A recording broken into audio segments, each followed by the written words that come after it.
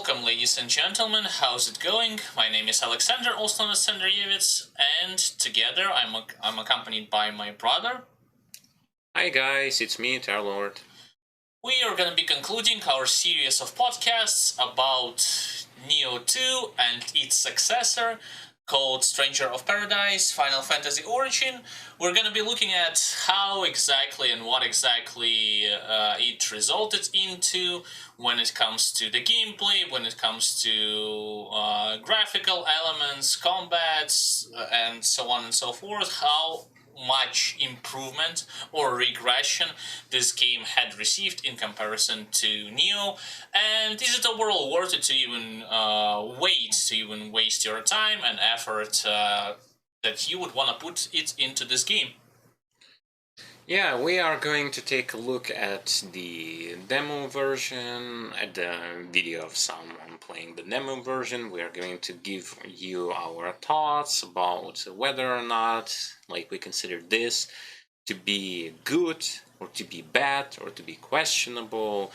First things first, immediately starting things off here, I would like to kind of say that then even the name that they've chosen for this game, it's strange. I'm just gonna say that it's subjectively strange.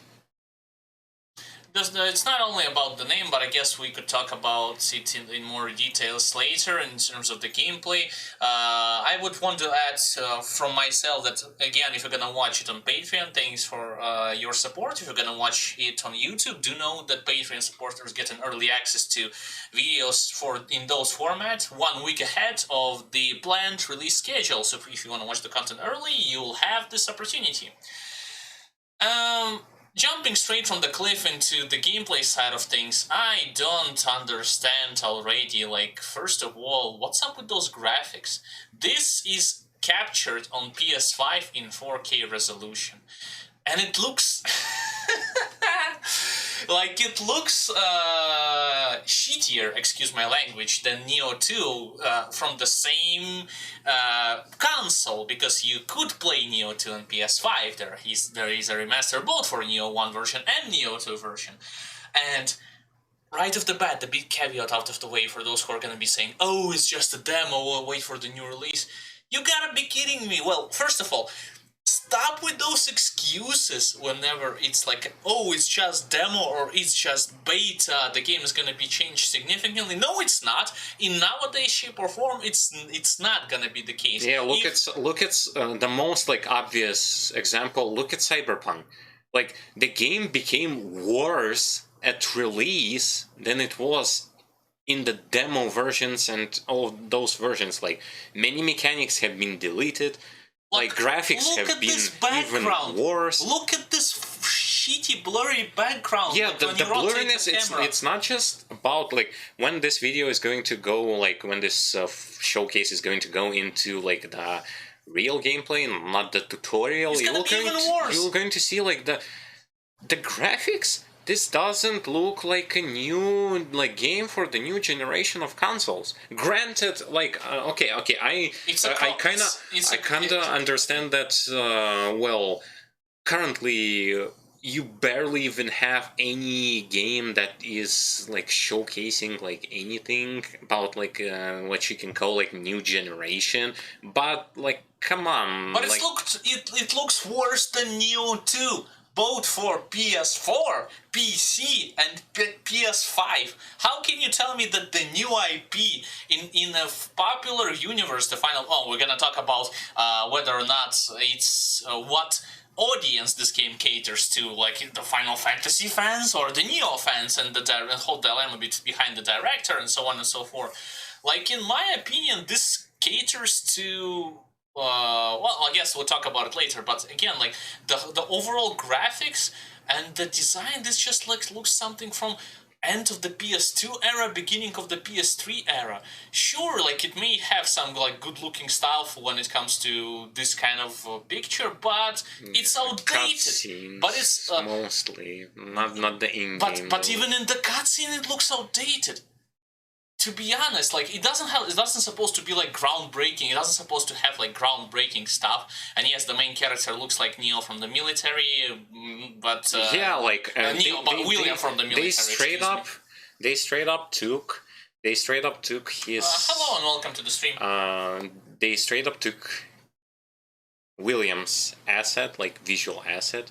They've done like 2 to 3 changes. Again, by the way, it's kind of starting to get obvious that you're also not going to get any character customization from Nioh 2. Like, obviously, this is going to like downhill from there. Like, a good thing that most of the people praised in Nioh 2 was the character creation screen, much like in those modern MMORPGs.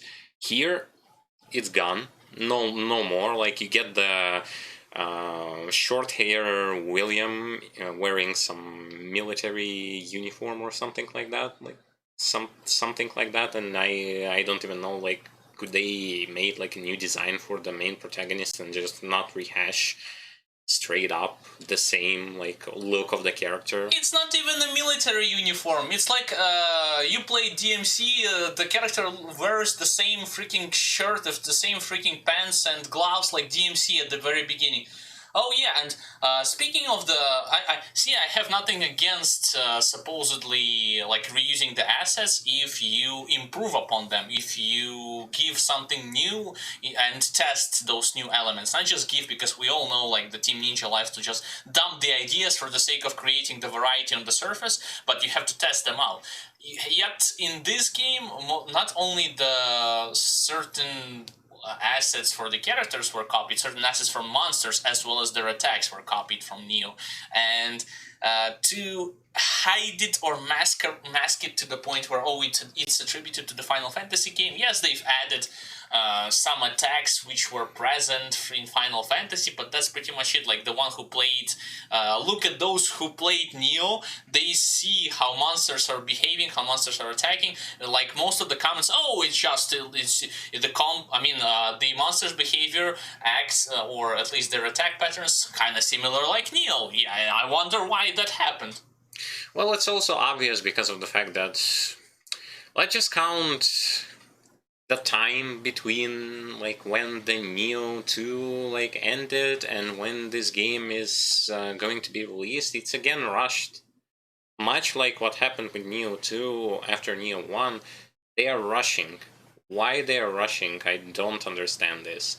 In reality, like, we already have something like Final Fantasy VII remake with which we can compare like this one to Final Fantasy VII remake. We are going to also have Final Fantasy XVI, which by far, even like from what we already have seen, looks and feels way better than this one. This one feels like it's just, we've put Nioh, downgraded Nioh version into Final Fantasy setting, and we expect it to work somehow. But again, it's going to be kind of tough, because again, when we're going to discuss also the party members here are acting way worse than they are in Final Fantasy VII Remake. Like, you cannot manually play with them, which is a big downside. Their behavior is stuck at the Nioh 1/Nioh 2 party members' behavior, where yes, they are there, but in this game they do next to zero damage compared to, like, there they might be stupid, but at least they will going to be doing a lot because of their native high damage. But here, they're stupid, but they're also not helpful at all. They're just there to resurrect you for the most part. The thing is, it's not also about that. I have two crucial questions that I would like to address in relationship to the presence of the party members. Now, you already seen in a couple of the gameplay segments from this demo that they are just standing there. Of course, granted, this behavior could be tuned in the full game release. The Like, I mean, it should be. The settings in which the action takes place, from my opinion, looks again kind of like an uninspired one. Like there's no major color to it. I guess it could be just for the sake of like this demo, but like here's the thing: when people were playing, again, this argument, oh, it's just a demo. When people were playing Nioh 2 and Nioh 1 demo, they were blown away by the challenging combat, by the difficulty system, and so on and so forth. How could you tell me that you are going to be blown away by smashing a goblin with a greatsword and see next to no impact with it? Again, this kind of garbage, like even this guy, let's take a look. Hyper armor for ages. Only way you can stagger him is if you do skills. Your regular attacks just pushes his health bar, and he's like, I guess it's supposed to represent something like a key bar, slowly whittling. Like what? Again, major criticism that we had in Nioh 2. Oh, when you play with two-handed slow weapon, it doesn't actually feels good. It doesn't have that kind of an impact against most of the enemies and bosses. Here it's against a regular enemy, like you're smashing them with the greatsword. Like you're hitting training dummy. Oh, I'm so fun. Like it's so funny to have to feel next to no impact. Not only that, it's like three people. Three people are going to be withering down one regular enemy for so long and without any sort of impact. That's kind of, again, parallel. Even if you play for the first hour or so in Final Fantasy VII, each move that you or your party members perform has a meaning, has a effect on the target, and the target feels that attack. Not like here when you do a spin attack and all it does is basically, yeah, you are hitting him, but there is no visual sign that he is even remotely being harmed by it, being affected by it on the not on the level when his HP is going down. His HP is going to go down regardless, but physically, show me the physics. It's doesn't supposed to be I with two other people beat some enemy and it's like beating a dummy. He's just standing there, he receives damage, but unfortunately nothing happens. Oh wait, fanboys are gonna tell me, oh, what's the fun of you constantly just pummel him down when he cannot do anything to you? Well, it's just from one point of the argument to another point of the argument. Nobody said that you should and could constantly just beat them down like those believers, quote unquote. And then fanboys think in Nioh 2, oh, in Nioh 2, what's the fun if you constantly beat someone down? Who says about constantly beating them down? There should be, again, a certain element and mechanics that prevent you from doing so, but at least when you have an opening, make it so that when you freaking use a giant motherfucking greatsword and you smash a goblin in the face, it doesn't feel like you use a toothbrush or a knife. What's the point, again? Yeah, with skills, there are some impact, but with regular attacks, who cares?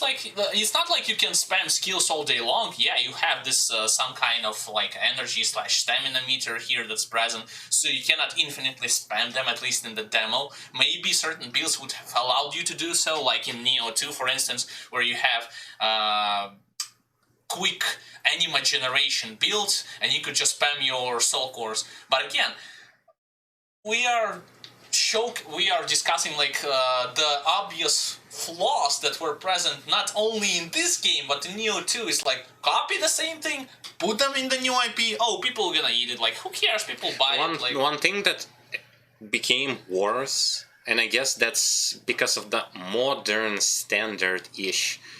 If you look at the fact, when you perform a finisher on the targets, they are turning into some kind of crystals, and he steps on the crystals, shattering the crystals, and whenever you kill an enemy, he turns into red dust or something like this. I know that this is in Final Fantasy, but you want me to tell that you downgraded your also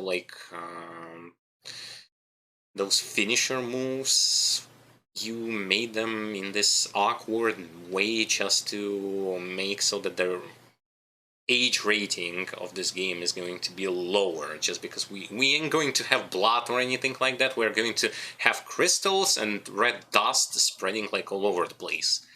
This is something like, this is weird, because again, we look at Final Fantasy 16, which doesn't even have like something like this. There is going to be gore, there is going to be like violence and stuff, and strange to see from those who did like Ninja Gaiden series and Nioh 1, Nioh 2 to go that way as well. It's strange, it really is. I'm not really that, I wouldn't mind with the absence of gore in terms of the being the undermining feature of this future game. It's just where's the unique like finishers when it comes to using certain weapons? Like in Nioh, you had it. Like sure, there's a grapple attack when enemy is out of key, but come on, you had it. Like each weapon had its unique grab, unique execution when enemy is on the floor, and so on and so forth. Here is just you stomp on the crystal. And that's the showcase of the see again, like compare demo in Nioh where you have like no yokais, regular enemies, and most of them behave differently. Sure, here's also the same thing, but in terms of those kind of finishers, yeah, like my brother said, it feels like a downgrade. Because all you will do for the most part against I suppose like against most like lower tier enemies, you just stomp on them when they like crystallize or something like that. Even their like parry system, like not the parry system, but when you deflect the projectile into the enemy, that's the exact copy of something that was already in Nioh 2. With the there is like the accessory that you put on yourself, and you can use like your timely guard in order to be able to parry back, like throw back the enemy's projectile into them. That was already there, and it seems like it's the same. Not only that, immediately like you can see on those enemies, even though most of them like visually, like the skin of the enemy is going to be looking different, but that's an asset from the previous game. Like they've been reusing assets, their patterns, the behavior of monsters, like everything looks just like it was in the previous games. That like, what was the work that was done?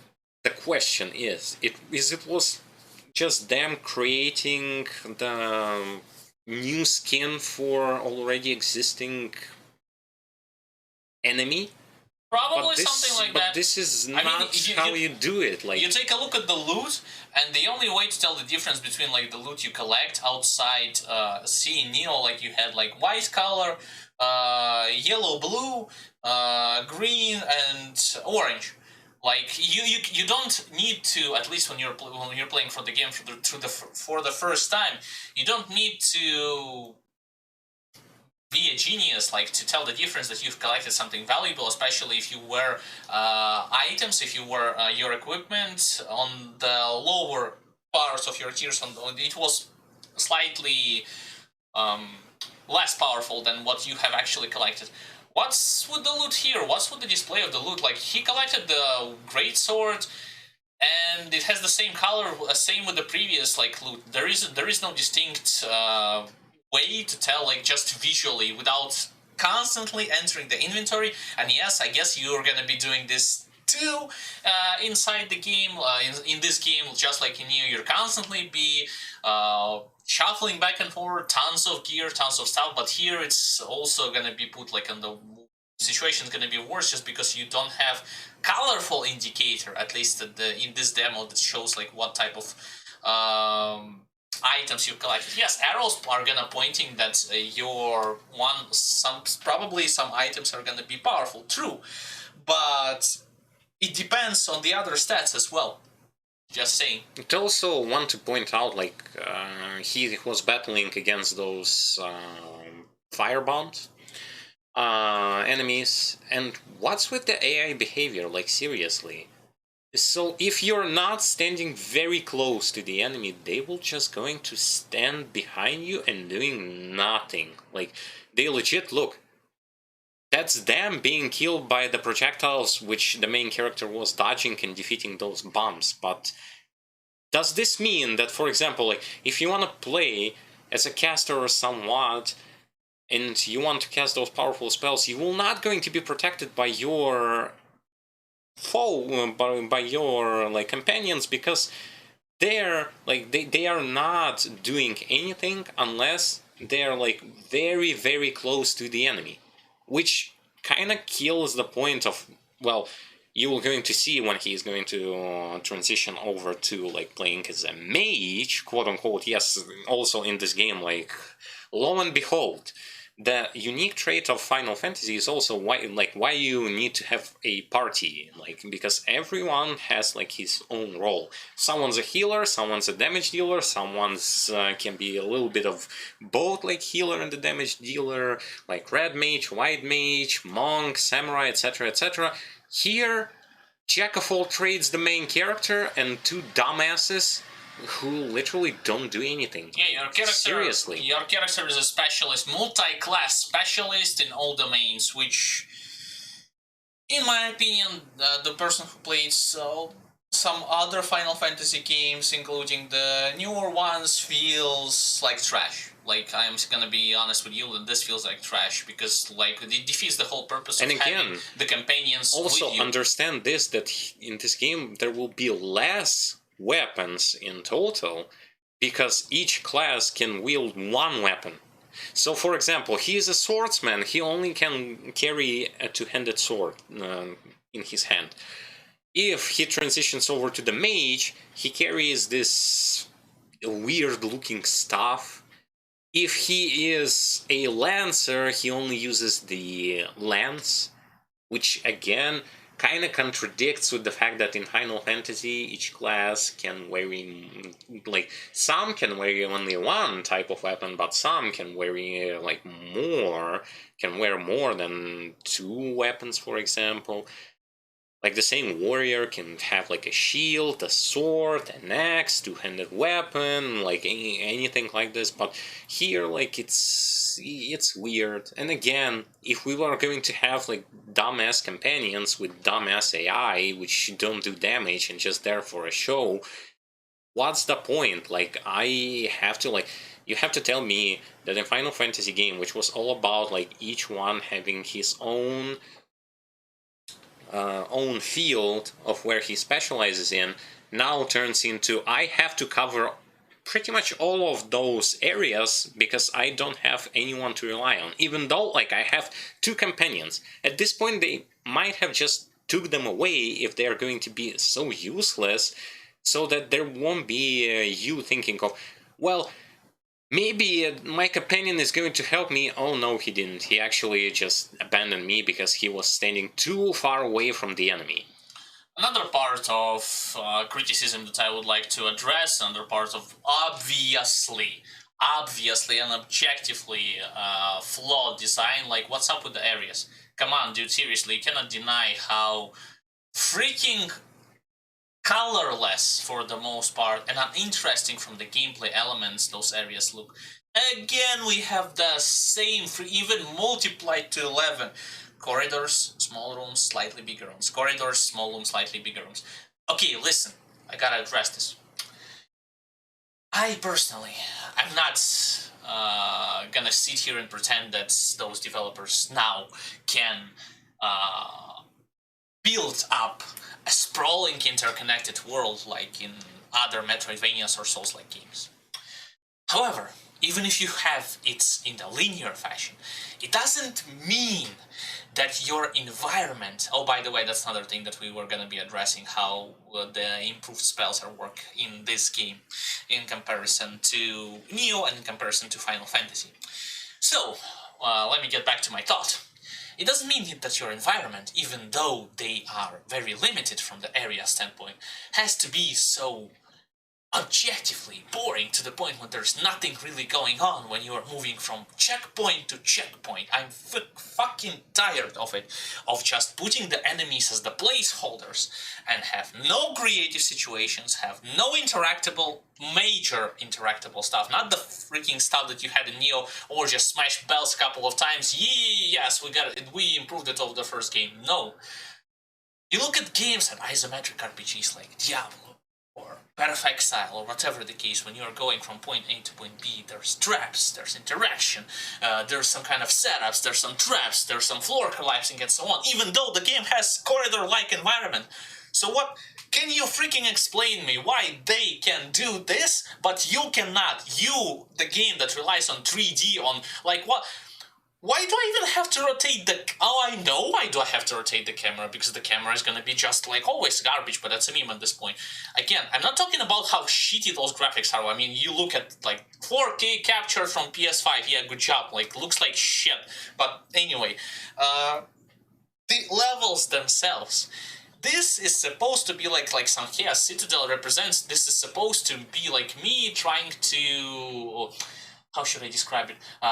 Convince me to buy this game, quote-unquote, something like that. Like, impress me from the point of view of full combat, level design, and so on and so forth. I'm not saying it has to be, like, groundbreaking, but at least, like, make an effort. God damn, you take a look at Devil May Cry 5 demo. You have cities that you have streets of cities that are collapsing. You could say that there's also chaos. So you have like the sprawling enemies suddenly appearing, boom, left and right out of nowhere.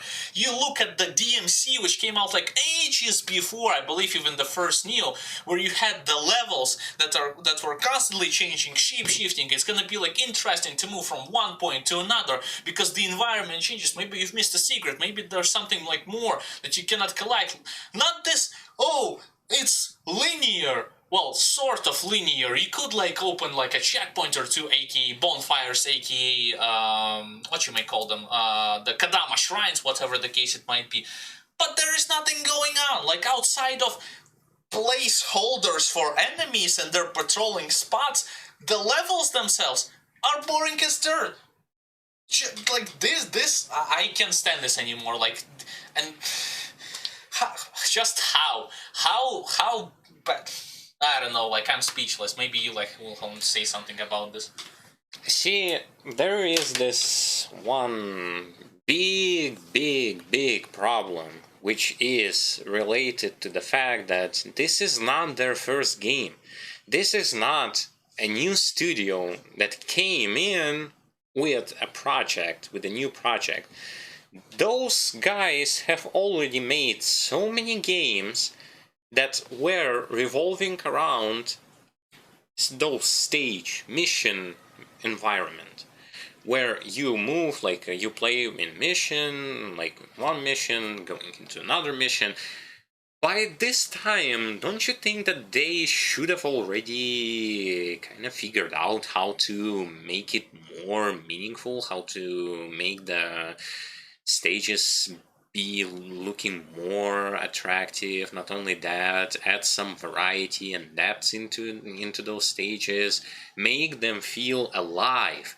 Like, are you on like a limited budget or something? I do feel like it, yeah. I do not know. Like, you had the possibility to go to Square Enix and buy rights to create a game in their universe, like Final Fantasy universe, but you don't fucking have money to make your game don't look like shit.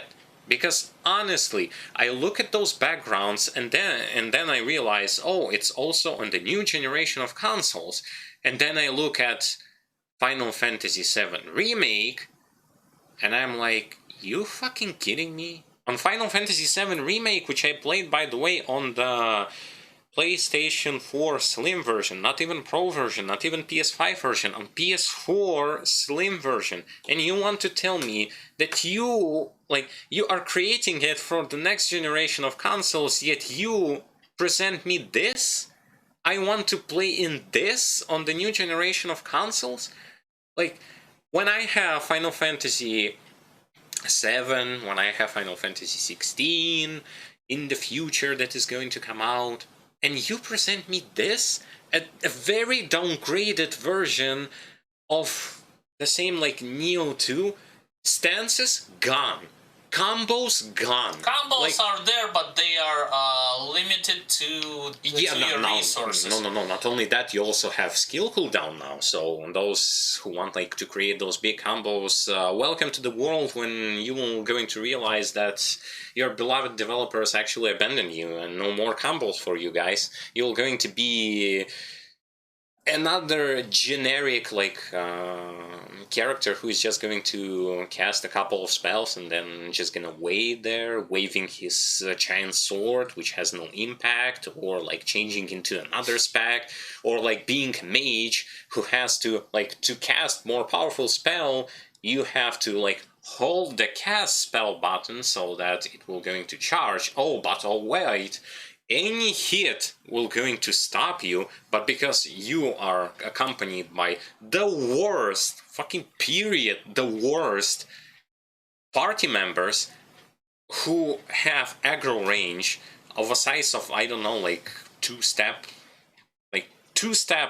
literally two-step. If the enemy is more than two-step away, they will not go into aggro, but the enemies will. How is this how is this even coming from this studio? Is this them improving on what exactly? I don't understand on what did they improve, and again, to whom do they even make this game? If there is going to be, for Final Fantasy fans, there are Final Fantasy 14, Final Fantasy 15, 16, and Final Fantasy 7 Remake, and some more games coming into the future, and they want to give them that. They do understand how pissed they will going to be. Everyone was pissed after the trailer. The trailer was garbage. You can't tell me. Who cares about the trailer? You can tell me the gameplay looks top notch for the game.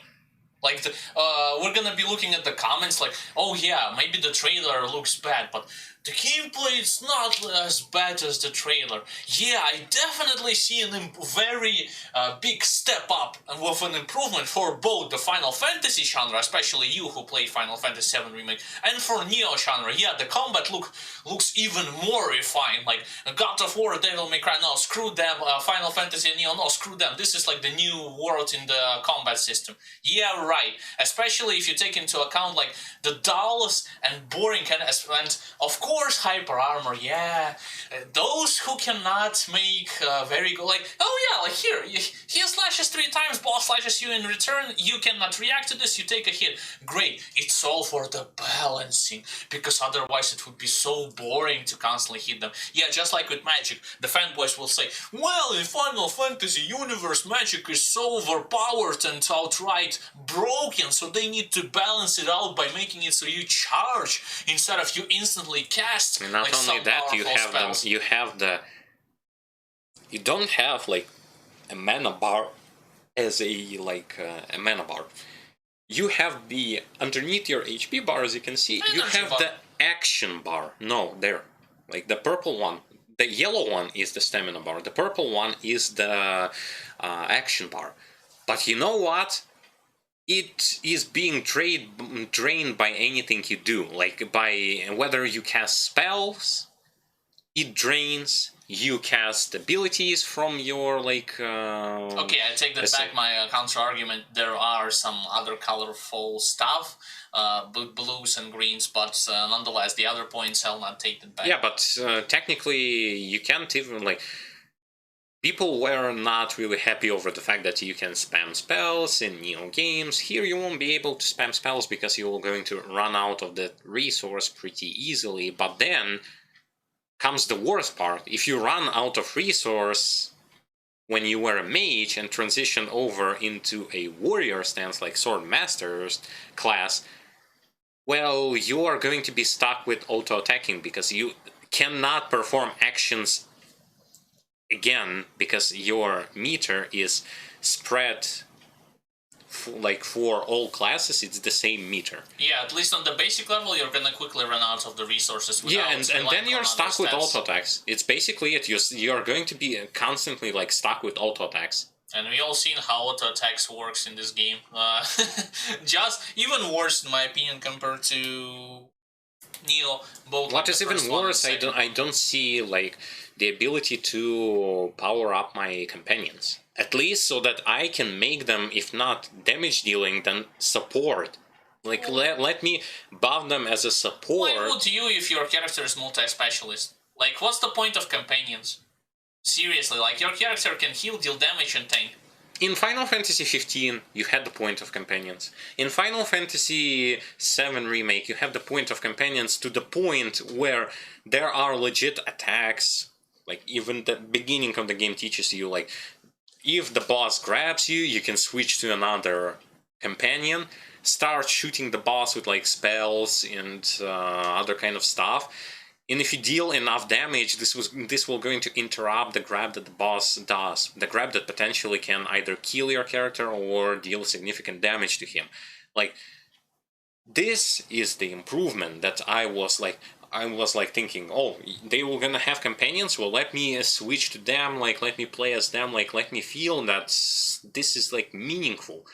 Because currently I see the weaker, much weaker version of companions from Nioh 2 shoved into this game for the sake of, well, we need the sausage fest party for Final Fantasy, because everyone remembers we had a sausage fest in Final Fantasy 15, we need sausage fest in our game as well, because it is being in the Final Fantasy setting.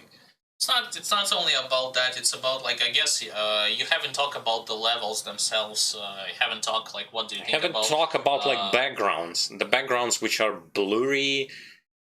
No, it's not only about backgrounds, like, share your thoughts about the levels, like, do you feel like it's, like, a worthy... thing, like, to go from Nioh 2 in this game, especially, like, in comparison to Nioh 2 and in comparison to Final Fantasy Remake? Like, is it the same thing in Final Fantasy Remake, where you're just going from one point to another without really, and except for enemies, there isn't anything special, any, like, cool events that's going on? No, not like, here is how it was in Final Fantasy 7. You're not just moving, like, from point A to point B. Even though, like, you can technically, like, run from point A to point B, but you'll be accompanied by events that are happening. Like, you go, say, for example, you need to go through the streets to reach the place where you need to be at. But then there is, like, explosions and stuff like that, and you need to go through, like, those narrow corridors while everything is exploding. There is fire everywhere. There's, like, people screaming in pain. There is, like, all of this stuff happening, and then there are monsters appearing. Then there are soldiers attacking you. Then there is, like, going through the roof stuff. Like, you feel like the world is alive. Here, I cannot, like, I see again the linear structure of those, like, as you said, like, a corridor, a big room, a corridor, a big room, but, yeah, there is no, like... There's nothing going on outside of, like, if you killed enemies and if you haven't responded, nothing else matters unless you take into account opening chests. That's pretty much it. Like, even Devil May Cry 3, well, God knows how long it took. It had, like, certain traps, certain stuff had been appearing, and in DMC, like I already told you, the levels themselves were changing. Something new happened periodically, even though it was linear, even though you didn't have as much of an exploration. I wanted them to have some kind of, like, since it's a third game in similar this Nioh genre, even though it's not Nioh itself, but it's in Nioh genre, like, you at least, like, give me improvement, like, you figured out how to, I don't know, how the interaction with environment works, outside of just opening and closing doors and chests. Please, like, third game in the series, like, even though not in the same setting, but third game from them in a row, and I cannot see any improvement in that. Like, come on, like, it's so strange, like. And again, then how do you even going to compare this to Elden Ring, for example? like how? How they improve, yet your game, despite like people praising it on like small group of people, on but, paper. yeah, they're praising it, but then you get this. This is, by the way, this is your like. This is what happens when you go into this behavior pattern of oh, everything works perfectly, just give us more. Same thing happened, you know, when Resident Evil 5 came out, people were saying, oh, okay, like, give us the same but more, and you received Resident Evil 6. And what happened after Resident Evil 6? You know what? Capcom went in long, like, quote-unquote, hiatus for this series, and then they rebooted it, like, soft reboot with Resident Evil 7 and 8. Same but more, yes, like on paper you have a giant bulk of content, but how well it's developed, how much of an impact it has on the game itself, nobody, I mean, yes, the only people that can say it, like, for instance, like us, who had made already tons of podcasts, highlights, etc., and we could openly say something that we can like and don't like, in comparison to the fanboys who can say, oh, yes, you can excuse a lot of it because there's just a lot of it. Wow, nice logic. Like, by this logic, Resident Evil 6, like, it's a perfect game, and it doesn't have any flaws, and Capcom should have stayed to making Resident Evil 7 and 8 in the same genre. Why? Because Resident Evil, well, objectively, Resident Evil 6 has a shit ton of content, right? You cannot deny it. Like, it has it has the most amount of campaigns, the most amount of length, co-op, bosses, and so on and so forth. What's the reception of the public was?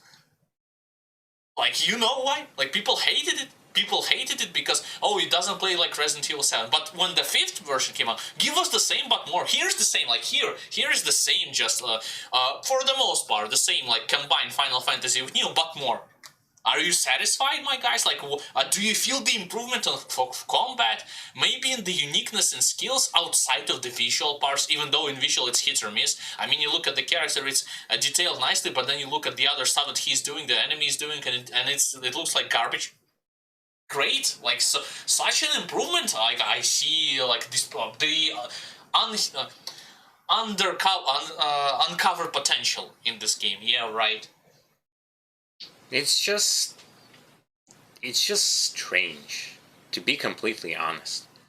And the fact that, again, there are such strange decisions done to this game, to the point where, like, we give you companions, but we are doing it in such a way where you can exclude companions and nothing is going to change, basically.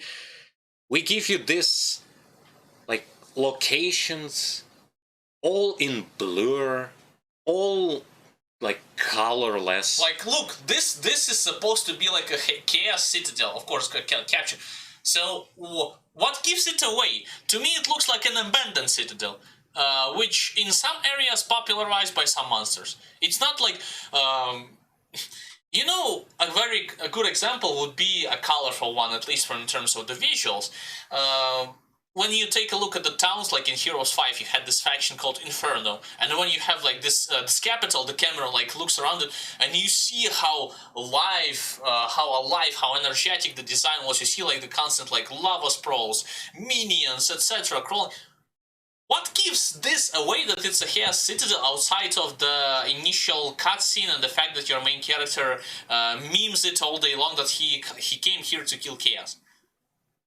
Wow, like, I even can tell, maybe those kind of corruption stuff that you rarely see. Oh yeah, because it spawns monsters. This is, by default, a good-looking decision, or an appropriate decision to make it worthwhile to say, oh, this is the Chaos Citadel.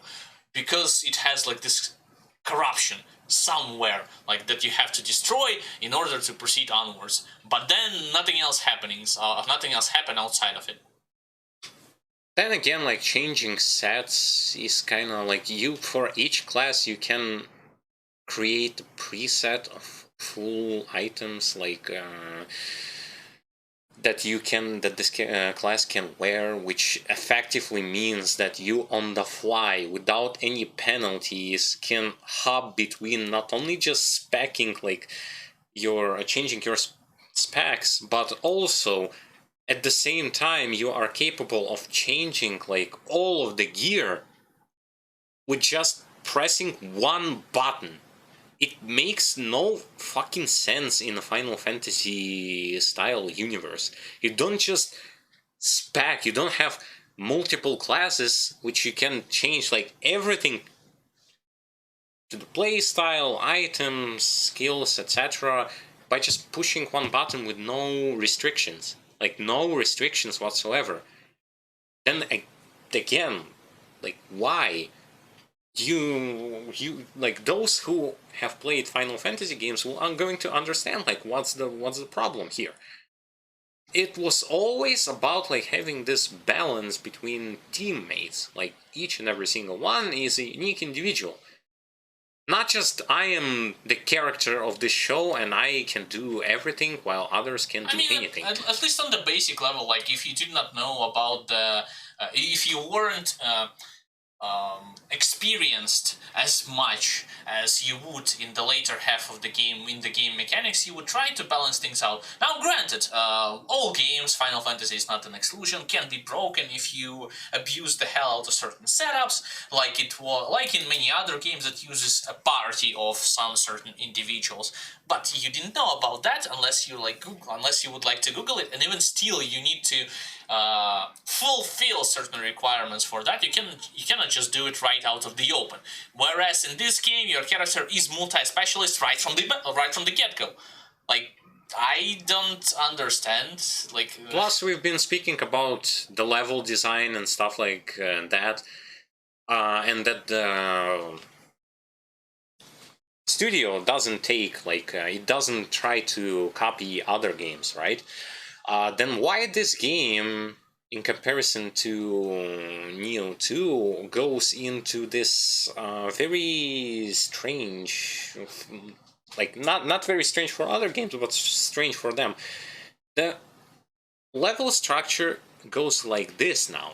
You get some enemies while you run through those corridors and some bigger rooms, and then you are running into those zones where you run into the zone, you're being blocked, you have to defeat the swarm of enemy, or like here, for example, you need to defeat like this blob thing to open up a passage.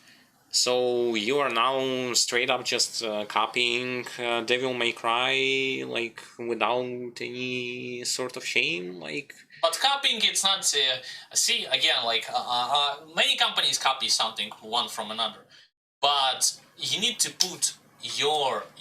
develop, test, and make it worthwhile. Unique elements inside your game. Not that would. I'm not necessarily saying that would satisfy everything, but that would be logical. Like having a multi-class specialist at the beginning in a party game is illogical, no matter how you look at it. It's the same problem that had Final Fantasy 15 at the start, where your main character could be so overpowered to the point, well, not in every direction, but at least in one or the other direction, to the point where you need your other characters maybe just to res you like from a couple of times. But that defeats the whole purpose of going with the party. And again, it happened quite rapidly after the release of the new quote-unquote version of the Final Fantasy like Royal Edition or something like that. Yes, they have rebalanced things out to the point where you need to play in accordance to your party members. You need to tactically and strategically approach each encounter, and not just this, oh, I'm just hammering, boom, grab. This reminds me something, those grabs, isn't this something that they have brought from Nioh 2, you know, just hit him and he's doing grab in 0.5 seconds, but whatever, I digressed. Anyway, like, this defeats the whole purpose. The level design defeats the whole purpose, especially if this is something that would that you want me to sell your game on. Okay, maybe not on the level design. Maybe combat looks like top notch. No, we already talked about it in terms of spells, in terms of absence of meaningful stagger again in comparison to the presence of this. Fucking hate how hyper armor works in the Team Ninja games. Sorry, but I have to say it out loud. Like even this, like outside of other stuff that I already mentioned, like you already seen, like with the goblins, with the dogs, so you hit them, they don't care unless you use skills, but skills have limited usage. It would be the same as saying, oh yeah, you can stagger enemies in Nioh if you use Ippon Datara and Gozuki Soul Core, maybe some bosses Soul Core. Yeah, but are you gonna do this infinitely? Of course not. What about the other attacks? Well, it's a hit or miss. It was mostly hit or miss then, but it's even worse like here. And again, you already can see it on your screen, like from the gameplay that is being showcased.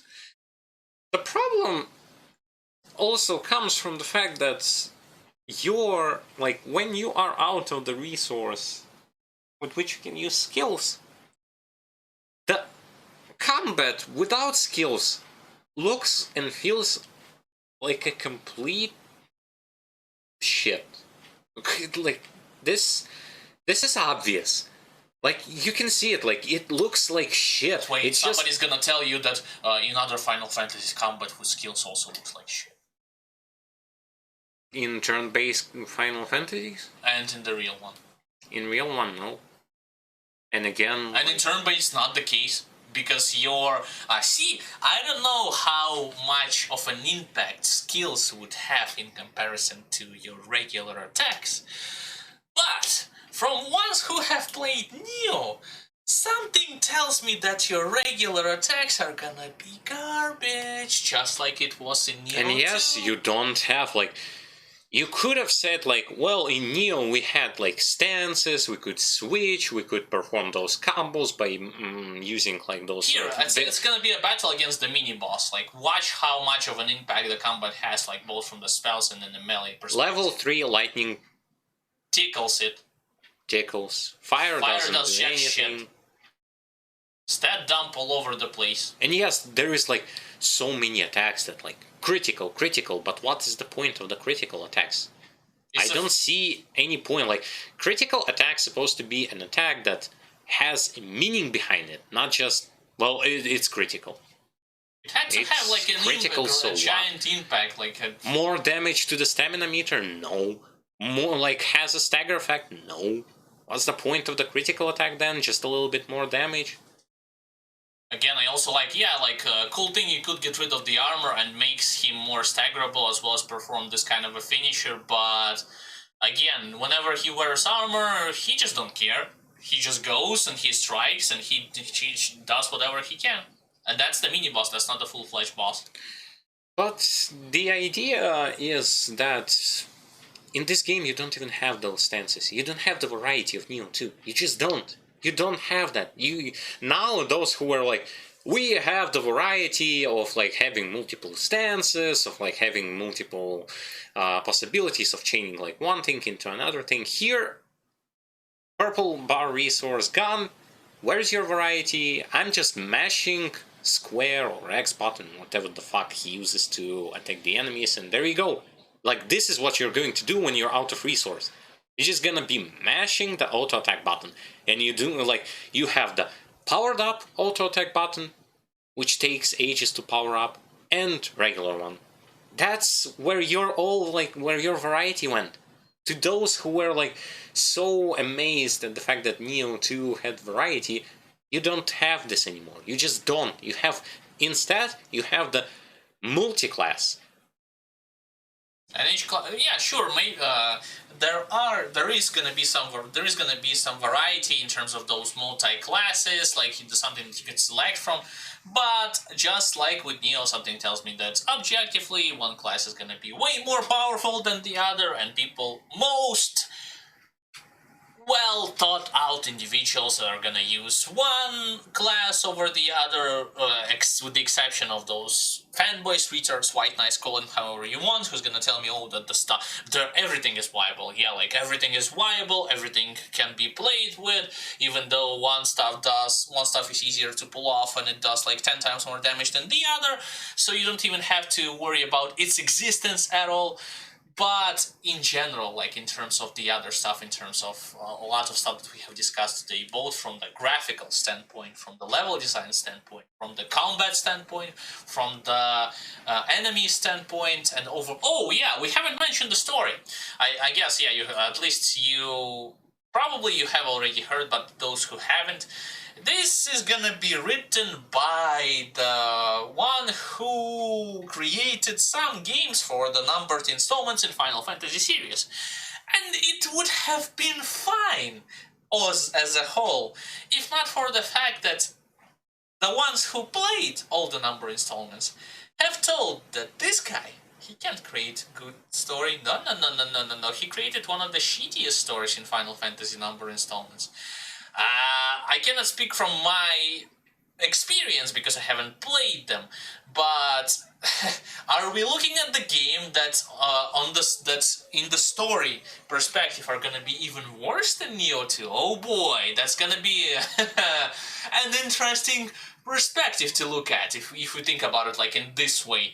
This is why a lot of the this is also the reason why most people who are familiar with the games or played fully those games created by this guy, they are not interested in this type of game. They're saying, no, like we're skipping this, like fuck this, like we don't want to experience the same garbage. Those who want to play it will play it. Those who already played the same type of games, they're skipping it. And that's, again, this is just from one element, we're excluding stuff that we already mentioned. Level design, graphics, customization, combat. I'm just looking at this boss fight and I'm thinking, like, if nothing is going to be done with the AI of the party members, I swear, like, the best way to treat this whole party is, like, I'm soloing it. Because fun part is, this boss, everything that he's doing, he's basically doing like the charge attack or occasional spells, all of them which are aimed at the main character. Occasionally he does one swing or one spell, he throws it in direction of one of your two party members, and they just die from it or receive damage, but they themselves don't do anything. Like, absurd. Fucking-surd. Like, seriously. And this boss, like, doesn't even feel that remotely, like, mechanic heavy or something like this. He just literally runs away and does occasional blocks and throws spells in him, and he is good to go. Yeah, like, well, someone may say, oh, it's playing a mage in a Souls Nioh / type game, but can you fucking understand this? Like, in this game, the mage is going to be just like a part of your character. Like, you will have to like spec from one to another. So even if you fucking despise playing mages, you will be forced to play mage because otherwise you will be limited, and you cannot bypass certain places or kill certain enemies if you are not playing as this class. It's not only like that, it's the fact that in Final Fantasy, in regards to the weaknesses of the enemy, certain weaknesses can only be abused, exposed, or used against, or actually, like, you could deal like massive amount of damage only if you use certain type of a certain type of your attack, whether it be physical, whether it be magical, and so on and so forth. So, but since your character has access to almost all of it, at least judging from the demo, like, he can do most of the stuff. He doesn't have to rely on his companions outside of maybe resurrecting him, just like that, resurrecting and heal him. Question mark, because like you, outside of your healing potions, I haven't seen any like legit healing spells in terms of mass healing or single target healing spells. So that's that. If he is also going to be a healer, that's going to be freaking insane. Like, so this is going to be like so bad.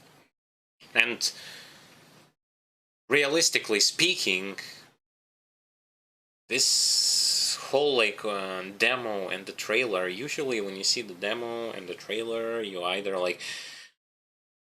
you're on the in between whether you want to play it or do you want to skip it, or you want to play it, or you just don't want the game. And this is one of the games that I don't want. I don't see why this is a PS5 game.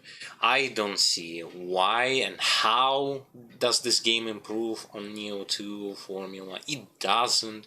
It comes from the same studio, but it is just I cannot believe that it is made by the same studio. They didn't change the formula. And what I see is this. Like, this. I see this. They gave you, like, a new console with new possibilities. You give me PS2/PS3 graphics. This is the third game that utilizes Nioh formula, and you give me this. A downgraded version of combat, multi-class protagonist, permanently retarded when it comes to AI and useless companions, very, very bad designed locations, blurry backgrounds, lack of changing stuff when it comes to how you interact with environment. You just don't interact with environment because there's nothing to interact with outside of ladders, doors, and chests. And occasionally you outside of the enemies. And people were like, we want them to make an open world game. Yeah, they cannot. In the third game that uses Nioh formula, they cannot create even meaningful missions, locations and interactions with the environment and all that stuff in the mission-based game design. In the mission-based, you want them to create you an open world that's going to be a complete shit, buggy mess of a piece of shit. Like, you want this? You really want this? If they can't even, if they don't even have to worry about how something is going to be interconnected, because they have those missions, they want you, you want them to give you an open world. First of all, it looks like this game looks ugly. Outside of the armor design and weapon design and stuff, it looks ugly. It reuses assets. Just reskin certain stuff. Main character is a reused asset. Boss battles, well, you can even call that a boss battle. It was obviously, again, it was one of those bosses where you understand that, what exactly changed years and years that are passing. I have the same problem with Souls games in general when you play as a caster. Have you seen the behavior of the boss if you just backpedal and cast spells? He just walks very slowly and menacingly while dying and using one or two attacks, while your two party members are just doing nothing there. They just receive occasional hits and do 0 damage. It's uninspired, it's boring, it's very tasteless for especially now that you look at the modern Final Fantasy games, and then you receive this? You receive this? After you haven't mentioned after this. I am blown away by how Final Fantasy XIV boss battles looks like. They are so dynamic with a lot of interactions and stuff, and with a lot of content. What about Final Fantasy VII? Even Final Fantasy XIV has the interactions with the environment, which is wow. You believe having interactions with the environment in a game? Oh shit! Seriously, but this game doesn't know what this what we see right now. It doesn't even know what that means. it's very like it's a rushed project for the sake again. Like Elden Ring is going to come pretty soon. In the 21st They or want 22nd to January. compete with it, with fucking this, and they specifically chose Final Fantasy settings because they want more people to come to this, to taste this product. But again, like, yeah, but what about future of like Final Fantasy 16? Who's like, gonna care about Final Fantasy Origin story? Oh yeah, you know what? The other elephant in the room we haven't mentioned. Yeah, you're gonna be so quote unquote happy about it. I guess two. First of all, you didn't share your opinion about the story. I want to hear your Story? thoughts.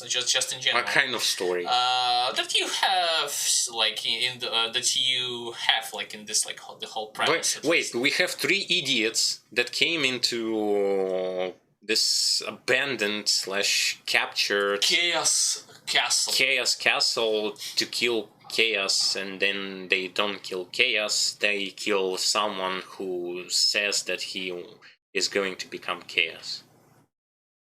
Or did I understand something from when I saw the trailer to this game? They've been literally 3 minutes straight. They've been saying like chaos, chaos, chaos, and insert verb or a phrase that is going to end, or in the middle of it is going to be chaos. Maybe. This is what I got for a story, for a game about which we don't know much, but here's what we have. No. I was meant like you have played more Final Fantasy games than I did in terms of number of installments, and you said that Final Fantasy is mostly like about the story rather than the gameplay. Yes, it is about the story. It's a Japanese RPG game. Like it is also like RPG game. The story is a fucking core. But then again, should I be surprised after coming here after Nioh 2, where I wanted to skip, and in the end I said like the story of the Nioh 2 doesn't, like, it never existed to me because it's a complete fucking shit. Do I have to like say more? Do I have to be amazed by the fact that they even managed to do it even worse? Like, again, it's tasteless. It's disgusting already. Another elephant in the room that we would want to discuss. So, apparently, this game, as a game, is in the Final Fantasy universe. And get your socks ready, you're gonna like it. It's gonna have multiple difficulties. Multiple unlockable difficulties, just like Nioh. Oh my, when I was hearing this, I was like, oh my fucking god, like, no way. And why I was that impressed in a bad way is because you know how long it takes to, at least in general, when it comes to number installment, how long it takes to play and beat everything, at least on your first playthrough, from one point to another in Final Fantasy game. Takes very long time, especially if we would factor the grind, and something tells me that you have to, considering from what kind of a developer this game is going to go, I am not going to be surprised that it's going to be the same random bullshit that was present in Nioh games. But unlockable difficulties, this like even though my expectation was very low when I saw both the gameplay demo and the trailer, after hearing that this game is going to be having multiple unlockable difficulties, and some people are going to say, well, it doesn't matter what the game is going to be like, because it's like a spin-off in the popular universe, a lot of people is going to play it. No, it's not. No, it's not the case. It wasn't really actually the case, because how many people... history lesson. How many people are familiar with the number of installments of Silent Hills in comparison? Silent Hill, Resident Evil, Dead Space, Mortal Kombat, and any other games that have number installments versus spin-offs.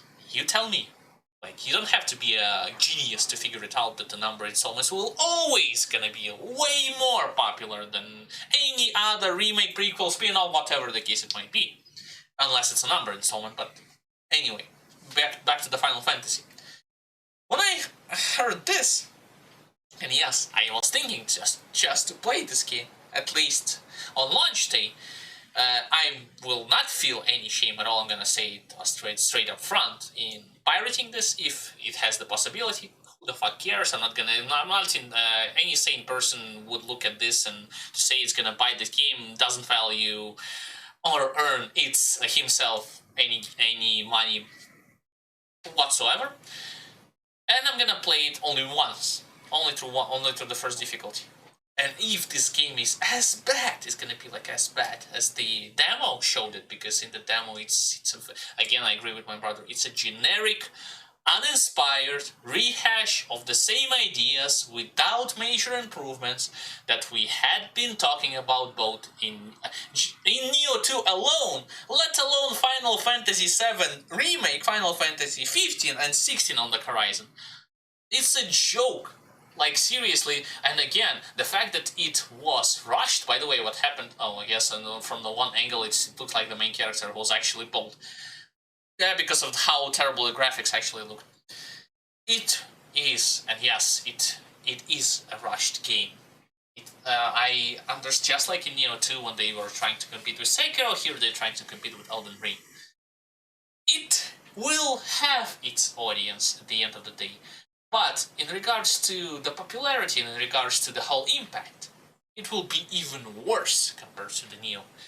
Nioh at least brought something new to the table in terms of the formula of the Souls-like in general. Like, you have improved combat, at least on the surface level, stances, moves, customization, weapons, more variety, more dynamic action, so on and so forth.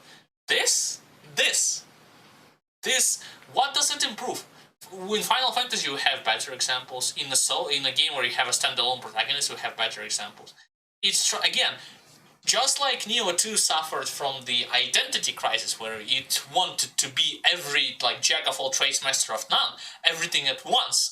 This is why it have, granted, plethora of elements, but neither of them were, or not neither, most of them were underdeveloped. Here it's going to be even worse, because the amount of it is going to be less. And same thing, I can say it straight up front, it's not going to be a well-developed one. Like, you look at the Great Sword and how much of an impact it does, yeah, you already can tell from where the origin of the story came out. But yeah, I have expressed my opinion in regards to unlockable difficulties. Now I want to hear your opinion, because you've completed more number installments. How do you feel the need to include the multiple unlockable difficulties into this game?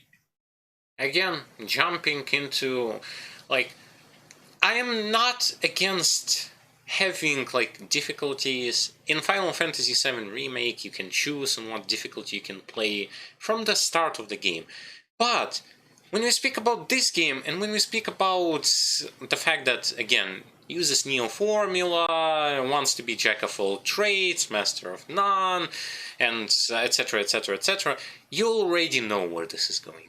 This isn't going to, replayability. No. This, in the end, is going to be, again, there are going to be a bunch of those beach boys who are going to be, oh, you played it on training difficulty, oh, you need to see this, you need to pass through them all, you need to see the end game, you need to see this, the game only becomes better at this, yada yada yada yada. Again, circle jerking and disbelieving people, misleading them into thinking that, oh, you have to spend hundreds and hundreds of hours till this game becomes good. Yeah, to get value out of it. And if it doesn't, well, it's your problem. In the end, it's your problem. It's you are in the minority.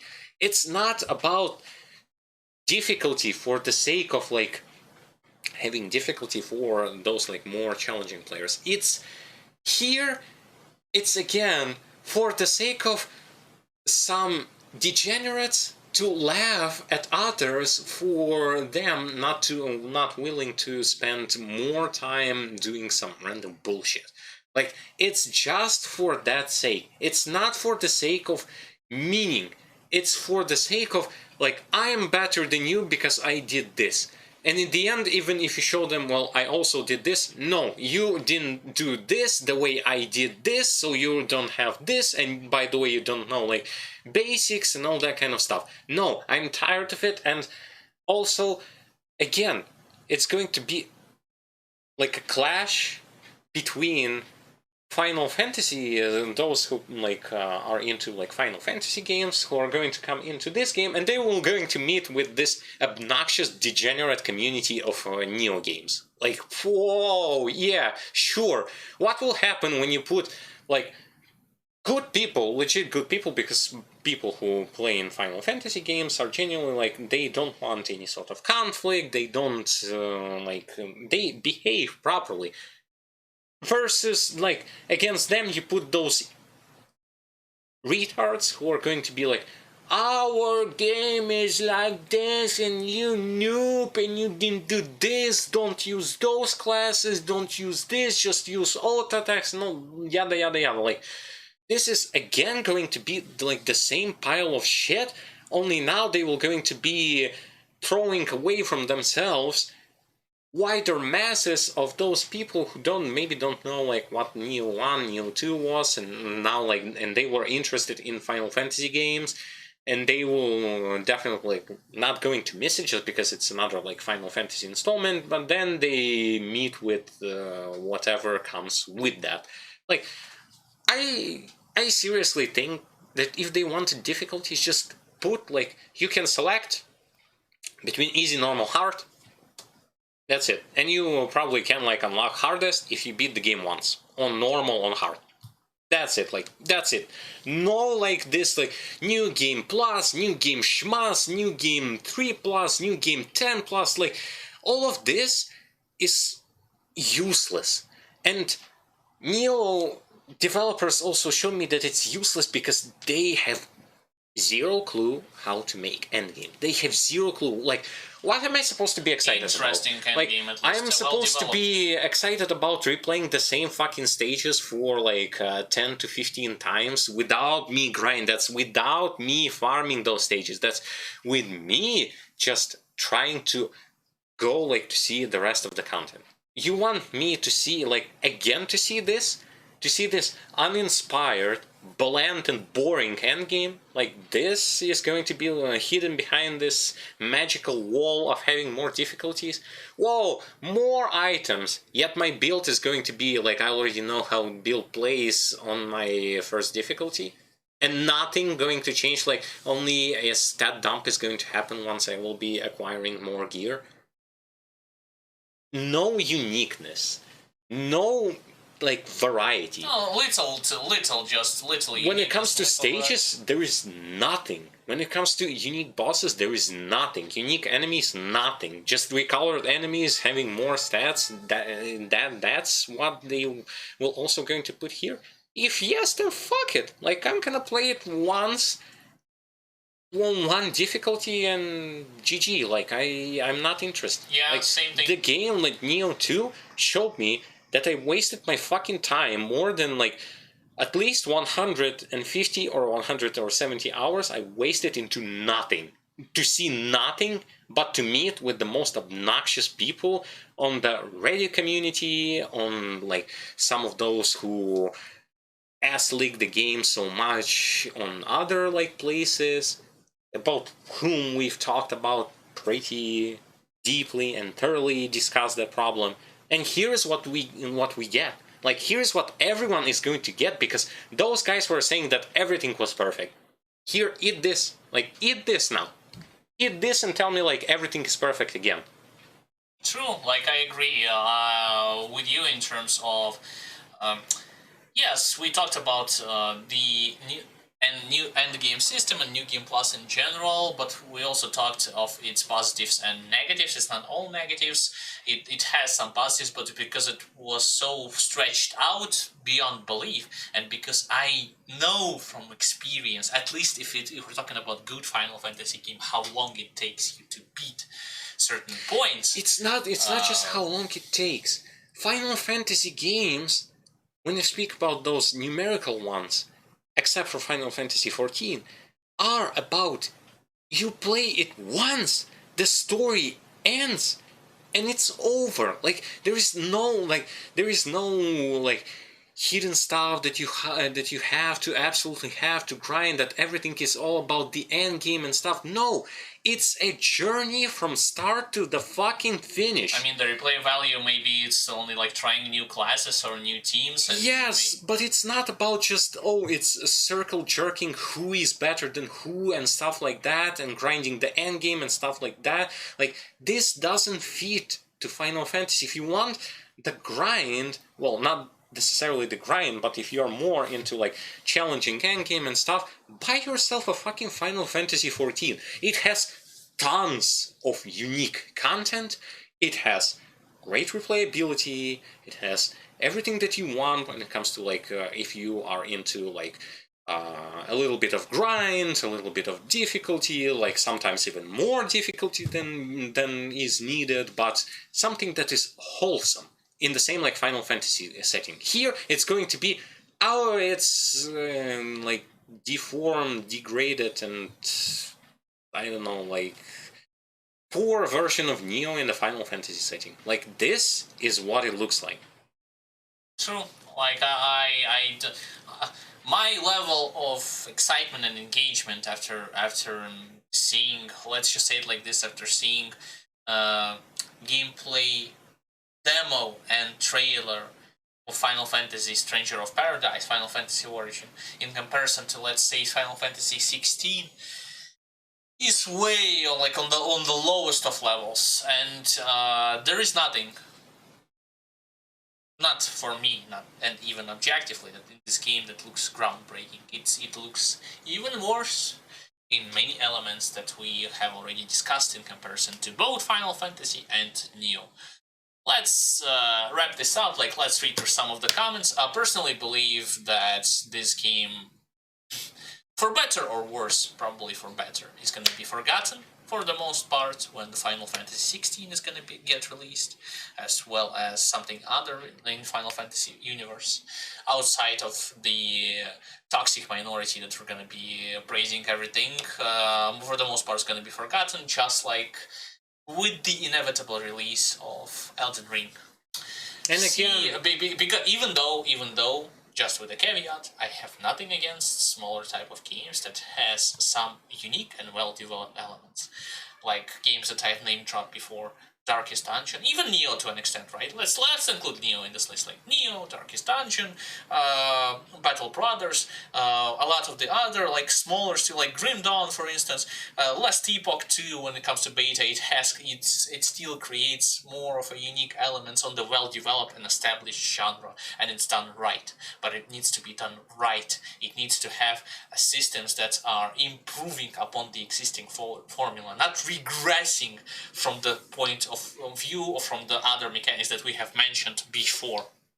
Again, also lack like absence of range weapons. There are no range weapons, even though in Final Fantasy, like, you have range weapons. You have magic. Absence of stances, leaving you to either spam light attack or charge and auto attack when you don't have spells.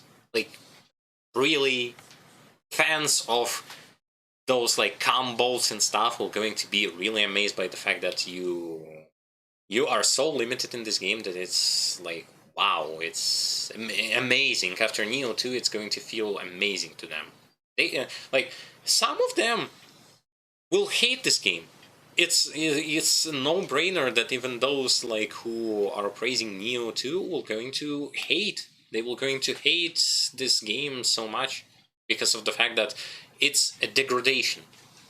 Overall, it's a degradation. And again, how much money they fucking spend it to buy the possibility to make a game in the Final Fantasy genre from Square Enix. It's also not like, if before they had to make money for like to cover the development cycle and all that kind of stuff, now their earnings have to be even higher to be able to cover what they have spent it to buy the possibility to make this game.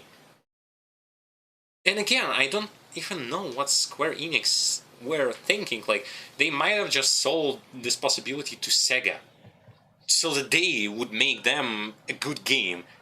Give it to, I don't know, those who were making Yakuza series, and they were going to make you an extremely exciting journey in the Final Fantasy world. They know how to write characters.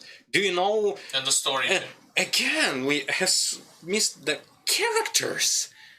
Fucking characters! Final Fantasy game is also about the characters. What kind of characters are you giving me? Chaos. Rehashed William and Chaos and two mind-numb idiots? Yeah, like, I have to be excited. After playing so many Final Fantasy games, I have to be excited about the most generic and boring story and the most generic and boring characters. I mean, not the story as a whole, but the setup for the story. Yeah, like this. Because, again, from the story, they didn't show anything. I don't know, like, who the fuck is Chaos? I know that there is a boss in Final Fantasy XIV named Chaos, but so what? Who the fuck are those characters? To what Final Fantasy game is this prequel? Supposedly it's a prequel to the first Final Fantasy game, but I don't remember. I played Final Fantasy first game. I don't remember seeing something similar to this in terms of, not the game itself, but in terms of the locales and, like, the overwhelming threat of chaos? Huh? What? Yes, and the weapon design, and also like doesn't fit into Final Fantasy 1. You know what strange. You know what we also forgot to mention? If you've paid attention to the magic and if you've played Final Fantasy games yourself, you know there's schools of magic. That's the criticizing again the multi-class specialist approach. Why would your main character be able to cast it? Well, I guess maybe for the demo, but I imagine you would have either a possibility to learn every spells and wield them at your command, but isn't this again defeats the purpose of having previously white mage, black mage, red mage, each of them having unique spells? You have a black mage. This is a black mage. This is, by the game's standard, this is the black mage. Only black mage was usually using staffs and not this. I don't know, this is like Mad Max sort of like modernized. Yeah, to me it looks like a sword from the Diablo Berserkers, Diablo 3 ones where where they use them to cleave your characters. But again, like it kind of defeats the whole purpose. Like, why would you include like wind, lighting, earth, because there was an earth magic too, fire, and so on and so forth. Why? Because you would have to create new classes then. They don't want. Oh no! Another thing would be because it would be too much to ask to use the spells from this broken AI partner. They cannot auto attack normally. Why would you want them to use spells? Like make those AI partners, I'm just blown away. Like seriously, I'm blown away. Yeah. Anyway, we're gonna read some comments right now. Like, what do people think of the gameplay elements, and we're gonna wrap this thing off. Like for the when it comes to podcast for the day. All right, comments. Here we go. I'm gonna zoom in a bit so you guys will be able to see what do people think. In terms of the comments, it looks great. This game actually looks super fun. The skill tree is cool, and I love how you upgrade your spell based on how long you cast it. My boy, you're not upgrading fun. Yeah, fun is subjective. No, I'm not gonna comment upon it. You're not upgrading your spells. You're upgrading your jobs, aka receiving new skill points based upon the amount of kills, not how many times the amount of kills you're doing when you're in a specific job, aka in a specific class. And you are capable of casting potent spells from the get-go. There's no stopping you, you just need to charge it. So that's just it. Great swords are balanced slashing weapons. Oh yes, Final Fantasy Reaping Swing, a great sword like a dagger. And it has the same effect as a dagger. And it has the same effect. Don't forget the chaos power dagger like a shiv. Majority of the games seem to think that 500s are heavy giga bricks of rock along, but God can wield correctly.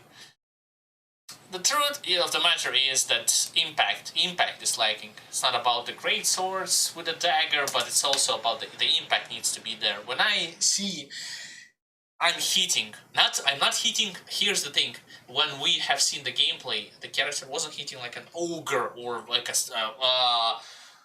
golem or a titan or a dragon with this giant sword. There I would understand the inability to stagger him constantly. But if the enemy is slightly lower than you or lower than you, and the only way, in terms of height, the only way that you can stagger him is to do skills, and your attacks do jack shit to somehow interrupt him, that's when I see the problem. It's again something that I have seen talked about many times with my brother in Nioh and Nioh 2. Same thing I'm seeing here, even worse.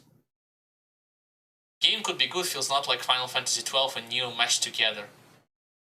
I feel like the trailer completely misrepresents the game, whoever made it should be admonished. Game could be good, I doubt it. I don't know about Final Fantasy XII. I don't see any kind of improvement from Nioh, just some based stuff thrown here, but no improvement, so that's that. That's just my opinion. Looks decent, needs to change the guy who made the trailer. Decent. Again, for me, Nioh was a slightly, either average or slightly above average game, but this looks like below average type of game. Was hoping for the main character to random say chaos when roaming around. This is literally Nioh. No, it's not. And no, it doesn't have any kind of good Nioh elements here. Sorry to disappoint you. Really hope there to see some outdoor areas. It will be a bit dull if you only see the interior of the shrine. Yeah, because remember the other part that we forgot to mention about the Final Fantasy, it's not only exploring the dungeon areas, it's also about like going on the world. Yeah, each Final Fantasy is you exploring the world. Like there is a giant world which you explore. Believe it or not, you need to explore the world. But yeah, like finding and completing certain quests require from you to being explorative, to have certain means of transportation. I don't know how and what they will include in this type of game, but no, well, we shall see about that. The game actually looks like it could be really good. Nah, I doubt it. I'm seeing the main character's clothes and beginning to wonder if he got yoinked from Earth as you are now chosen hero sort of plotline. It explains why he's really modern clothes compared to his teammates. Biggest indication of this is said clothes are under stranger's clothes. He's not local. Oh! Wait, so you think, so you're thinking that they're gonna copy Nox storyline? Remember Nox? A game, isometric RPG back in the day. An attempt to reboot Final Fantasy 1? It doesn't need a reboot like this. Don't ruin what was actually good. Looks better than the trailer? No, it doesn't. Maybe except for the chaos part. I won't underestimate Mage again.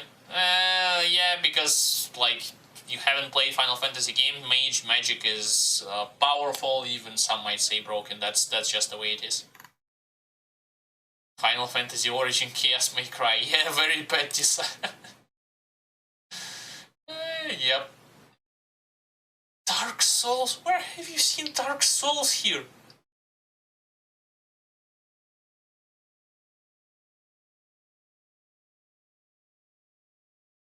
Really? Chaos will cry. Mostly liking the background of the PS5. Yeah, the background looks more detailed than the game itself. The first impression that the protagonist from Final Fantasy series stamps those nostalgic goblins' heads. Yeah, in what kind of the Final Fantasy game you actually stamp on your enemy's head? Just tell me. In the number installment. In what Final Fantasy game do you actually turn them into crystals? Just because you don't want to show gore of performing a finisher move.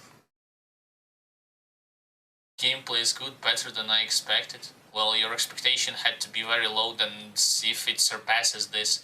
I don't know what kind of games you've played. It's the same people that said like the Nioh is a masterpiece for them, but when you start asking how and on what level they've played the other games in a similar fashion, turns out that the most experience that they've had, it's either them just playing on the easiest difficulty and getting their ass whooped and saying that something that exist in the game is actually not exist, or the other situation where their experience was, oh, I was just pressing buttons, like don't mind me, and now for me it's like the best game of all time. Sure, Here's an easy way to kill chaos. Keep the distance, use magic attack from long range. Oh yeah, because this is something that actually this guy did in the gameplay. Yeah, because fuck, like, making bosses actually becoming a threat to a mage on the, like, boss design part. When you design his behavior. No, we rather, like, keep the same behavior from Dark Souls 1 games, where bosses just move very slowly to you, as I've explained already, and then say that, oh, the mage is boring because he's overpowered. It's not the fact that mage is overpowered, it's the fact that the fucking game developers just can't do it properly. It's, like, insane. This is definitely new in Final Fantasy settings. No, it's not. Some moveset literally is from... Yes, the moveset is from Nioh. The moveset and assets are from Nioh. But just because something is from Nioh doesn't necessarily mean that you can put the equal sign between them two and say, oh, this is just the same as Nioh, only in the different universe. No, it's not. You can blatantly see that too. It's better than the trailer. Yeah, like, see, the people who said it looks better than the trailer, because the trailer... The expectations about the game from the trailer was so low. This is why they blank off the bar that they set it up for themselves of whether the game is actually going to be good or not had been placed on such a low level, so they by default are going to say that the game looks like, oh, it's look good, it's look promising, when in reality it's not the case. Has anyone else played this demo? I want to know if it's just me or does the graphics and performance model feels the same? It's the same. If you're talking about how bad it looks, it's the same on PS5. Doesn't matter if it's 1080p or 4K. Or how should I... Yes, it's processed because we watched it from the YouTube, but come on, like, I'm gonna give it to you the example. I can give to you the example of the Nioh 2 game played from PS5, and you can tell the differences like day and night in comparison to Final Fantasy Stranger of Paradise. Really has a strange PS2 era vibe. Exactly, that's what we've said. Music is good? I haven't heard it till, I haven't heard memorable song, not on this podcast, just I watched it myself, that was playing, but music is also, like, hard to analyze. DMC vibes, Final Fantasy Gone Dark, very interesting. Oh yeah, speaking of Final Fantasy game Gears Dark, is it... Maybe they are trying to follow the trend of the new number installment, because you know, like, the Final Fantasy 16 is also... Yeah, way to go by actually making, like, we are going dark, so our location looks like shit, enemies looks like shit, the finishers, oh, we just going to turn them into crystals. Yeah, we're going dark, it's like... dark fantasy without people killing anyone and without blood. Like, if this is like Final Fantasy going dark, then this world goes downhill even more. I just can't stand when something like this is being written, like... The party members are really just stand there and do absolutely nothing, yep. They were waiting for his commands, this person playing wasn't giving command... What?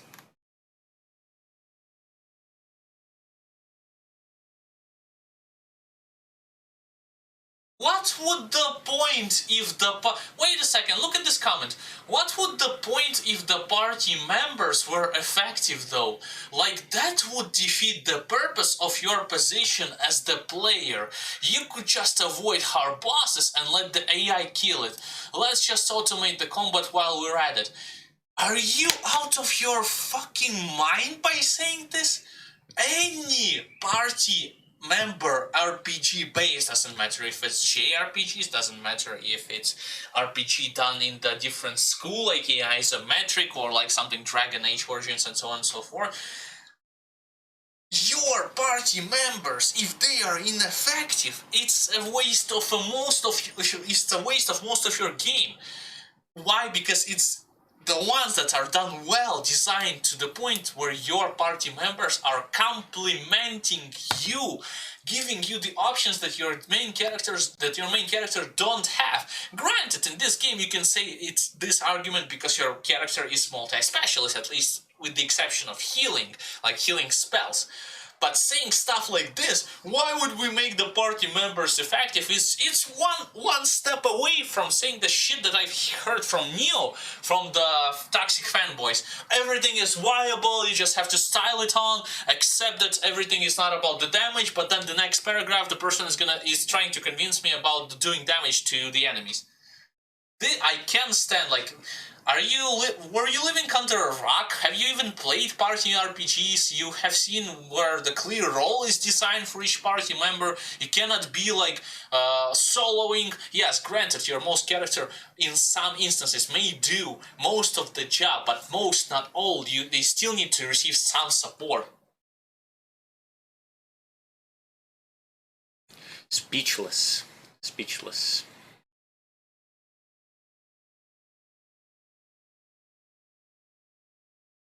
No one asking for the AI to be effective, but we're asking them not just fucking stand there dwindling their dumps, especially since they can die and you have to waste resources getting them back up. Massive waste of time since they didn't do anything. I agree. At least in 15 they actually did fight, not nearly as well as Noctis obviously, but they did the bare minimum.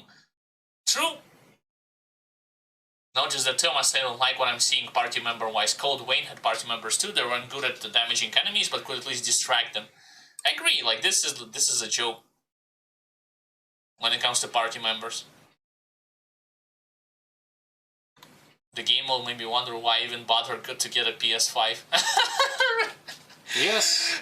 Seriously, like, you look at this game again and you tell me that this is the reason, like, this is the future. Like, you see this game and then you see, like, that's a PS5 potential. I can see it with my own two eyes. I can't fucking see it. Like, I don't understand, like, what's the purpose of them releasing a new fucking console and calling this a new generation of console when 90% of the games are just the games that we already played, but they are just improved with your personal money. Of course, you have to spend your personal money to buy this visual upgrade that sometimes is, like, meaningless.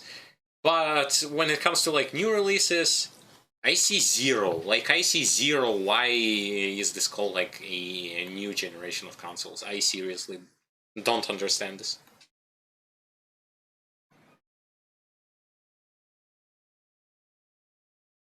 Pretty sure that when I'm buying a Final Fantasy game, I'm not buying a Souls game. I guess Final Fantasy VII Remake will be the last. Nah, just wait for Final Fantasy XVI. Yep. With the caveat of not having party members, apparently. But this is something that we have also said in this podcast.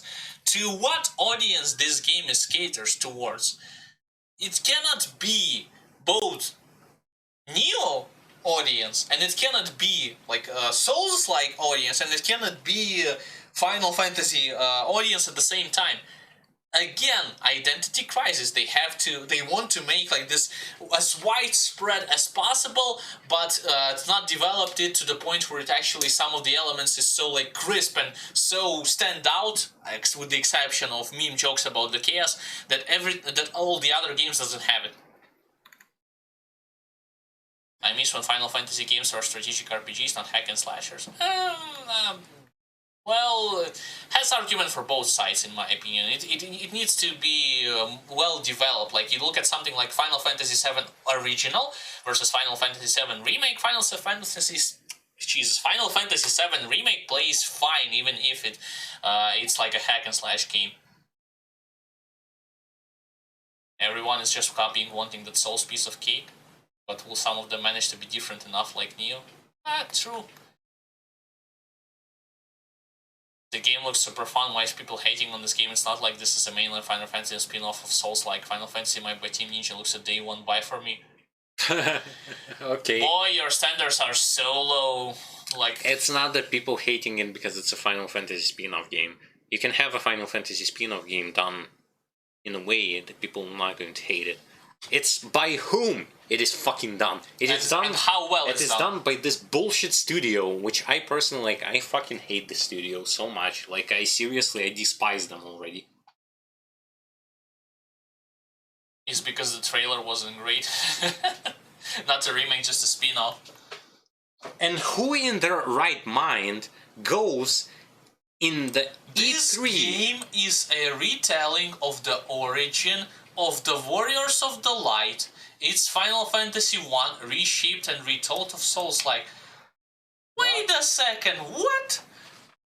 Are you gonna tell me this is gonna be like a new take on the story, or their own quote-unquote take on the story of Final Fantasy 1 in the format that we have just watched? Where the world is bland, boring, and uninteresting, where the environment looks like this? Yeah. Sure. Done by the people who probably never fucking played Final Fantasy games to begin with.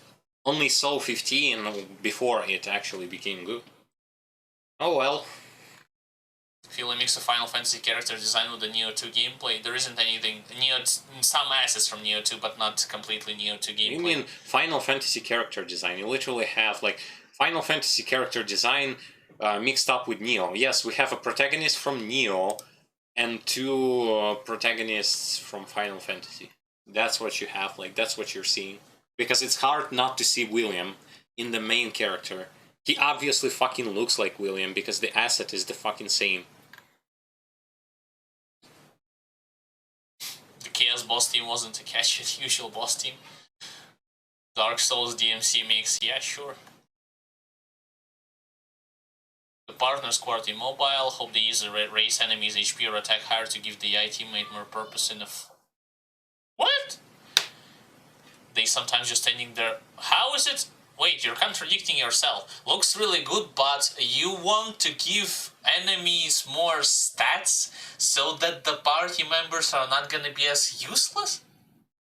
What? But it's not gonna work on if they don't change the party members themselves. But I guess you misformulated this opinion of yours.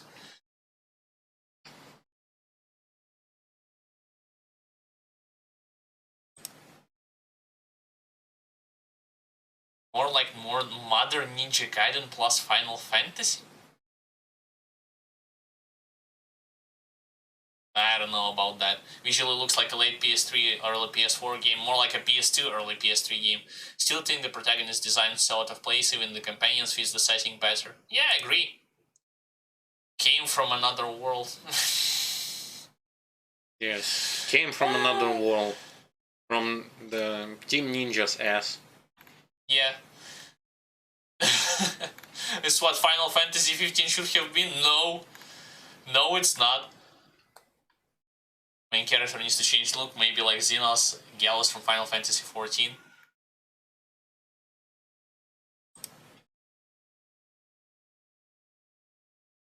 Cold Wayne vibes are strong, which is a good and bad ways. Guess we just have to see where the things go. Doesn't feel like Nioh, it's closer to Final Fantasy 15. Doesn't feel even closer to Final Fantasy 15. It looks like its own take, but in a bad way. I feel sorry for people who actually enjoy the kids' casts. I mean, this game, yep.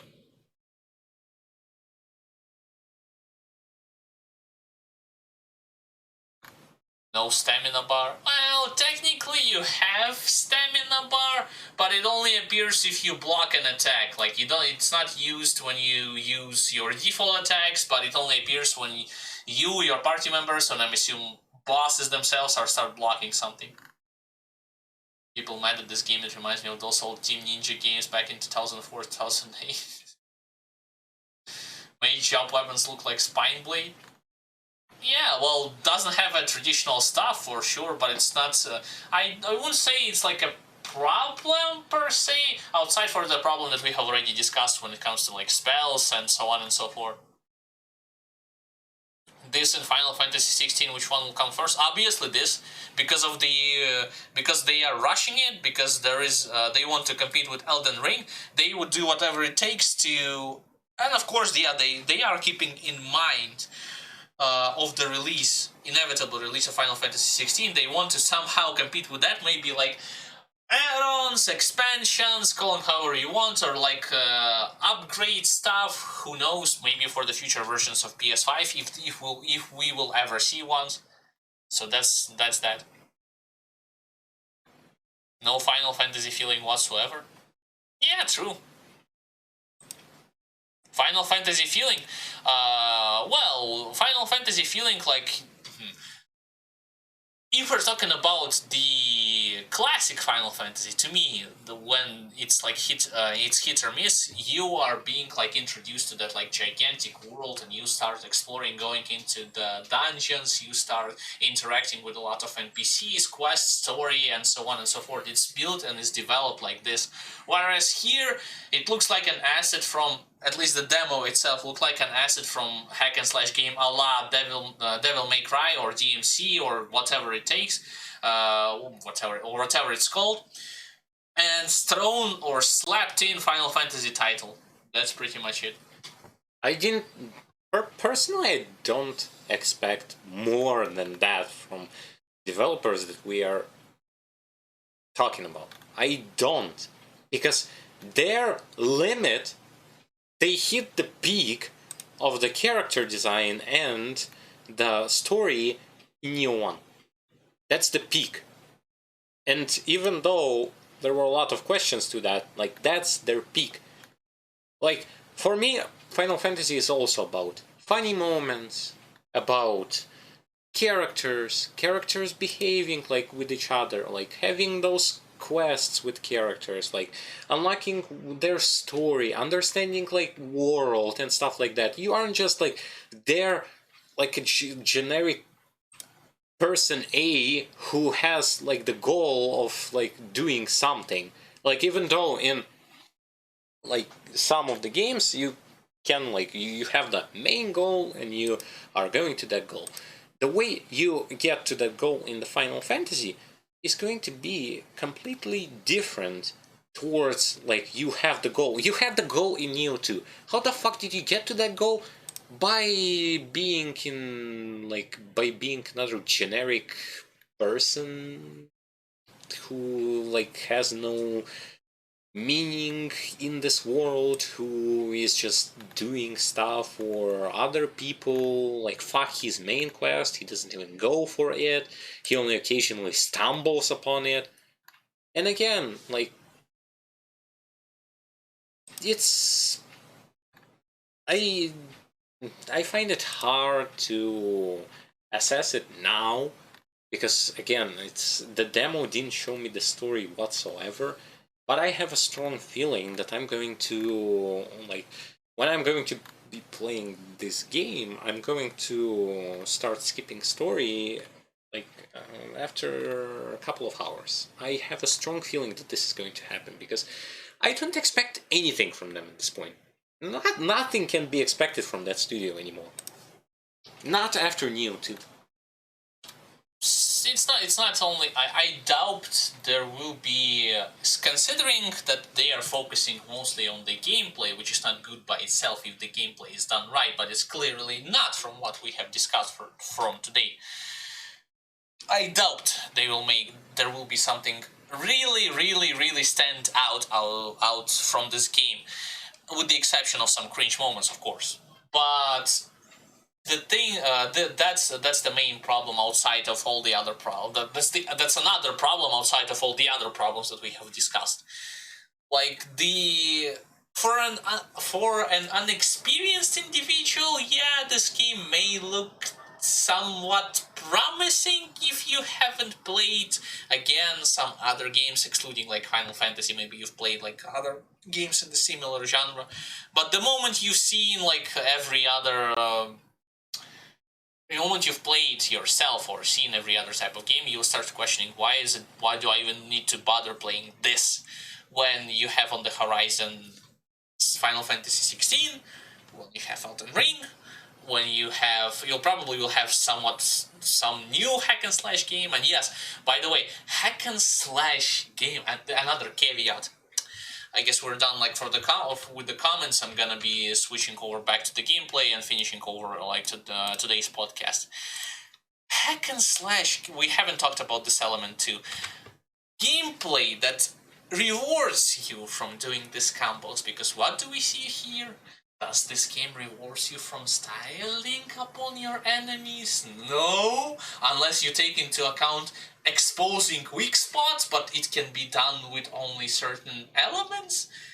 styling upon your enemies is it's not worth it. Again, I remember at one point of our criticism that we had for Nioh 2, what's the point of styling if I can just do this, makes it way faster to kill them, to grab loot and then move on. Same thing here. Do you see any extra experience, like even this like chain cancel that they showed you?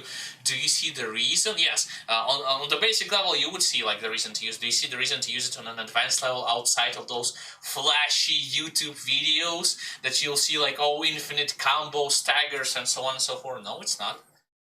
Where's my, like, again, I'm tired of this repeating myself over and over a billion times, but Devil May Cry rewarded you for working your ass off and switching back and forth between your tools and use them so that you will not only be able to do the most amount of damage possible, but you also get more currency that you could use to upgrade your skills.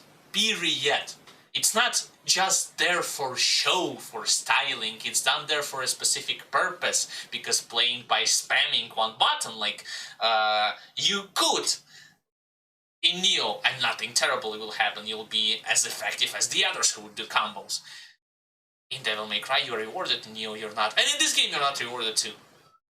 Like, you could say, yeah, the counter argument that, yes, you use spells because this is one of the most reliable ways, spells and skills to stagger the enemies, but you're gonna run out of resources, and then you're gonna be back to this boring, Nioh fanboys don't like Souls games because they say, oh, it's R1 spam, dodge spam, R1 spam, dodge spam. Guess what you're gonna be doing most of the time in this game, unless there's an element that allows you to generate tons of resources needed for skills and magic super fast. You're gonna be doing the same. You're gonna be doing just the same.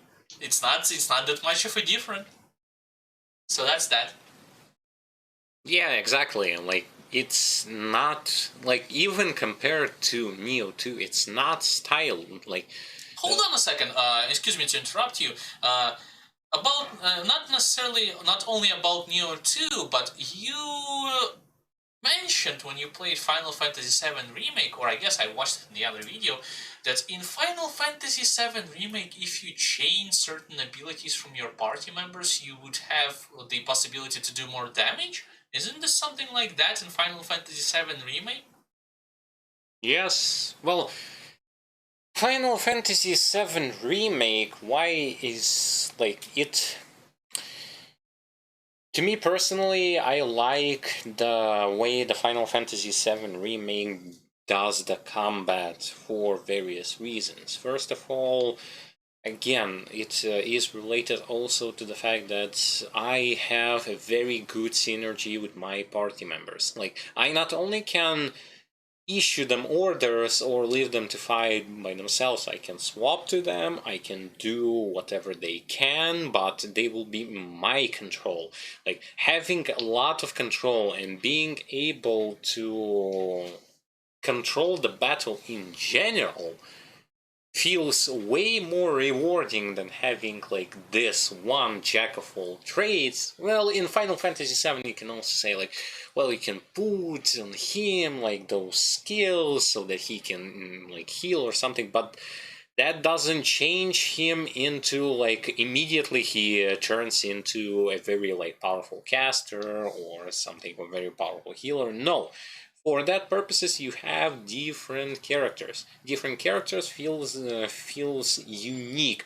Like, certain enemies cannot be harmed by one character, switch to another one and shoot them. Say, for example, shoot those who are flying above or bring them down so that the other can fight them, etc, etc, etc.